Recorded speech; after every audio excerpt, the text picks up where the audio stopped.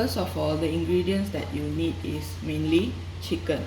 So this is about 1.5 kg of chicken, and the marination that you need for this chicken is 1 teaspoon of red chili powder, 2 teaspoons of garam masala, 1 teaspoon of turmeric powder, 2 teaspoons of ginger garlic paste, which is below here, half teaspoon of salt, and 4 tablespoons of yogurt.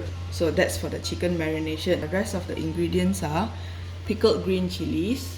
You can use fresh chilies if you want to. 3 small bay leaves, cinnamon stick, the small one, 8 cloves, 4 cardamom pods, garam masala powder, which is about 2 teaspoons, 2 teaspoons of red chili powder, and this is the remaining of the ginger garlic paste that you'll use to stir fry the gravy later on. And this is about 2 teaspoons of salt, sliced onions, mint leaves, and tomato puree. You'll need about 1 cup of it. First of all, you need to roast these spices into the hot oil. When they start bubbling, put in the onions.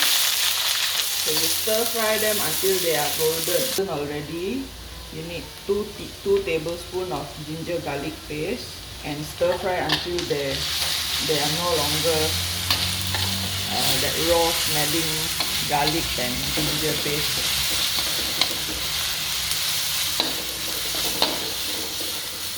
Once the raw smell is gone, you can put in your green chilies, stir fry for a bit. Next is your tomato paste. You will be needing about 4 tablespoons of it, which is equivalent to 1 cup.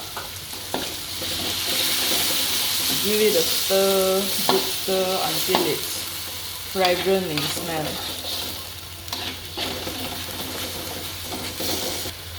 Now you can add in your garam masala and your chili powder. Once they are well done already, you can put in the chicken and stir fry the chicken for a while. Once the chicken is almost cooked, you can put in 2 cups of water. Or you can substitute the water with some milk or coconut milk if you would like to, but for people who are lactose intolerant, so you can just use water to simmer the chicken until it's cooked. Give it a good stir first.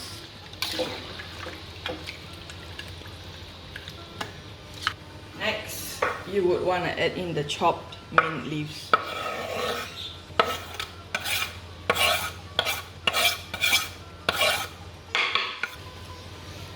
Just give it a good stir before you cover it for simmering for about 15 minutes to let the juice all seep into the gravy, and also a teaspoon of salt.